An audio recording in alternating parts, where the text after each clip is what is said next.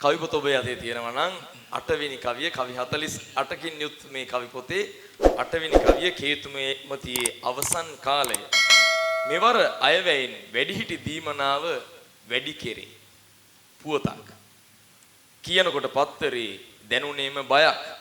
පඩිදාට ඒවි නොෑ ගෙවන්නට ණයක්. මේ කවි පහෙන් කවි 3ක් අපිට දැන් අහන්න පුළුවන්.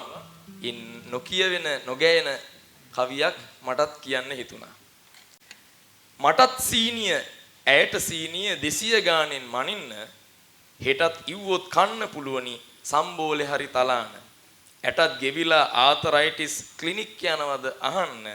රටත් ගියවුන් එන්නේ නෑ මේ නාකි උන්දලා බලන්න.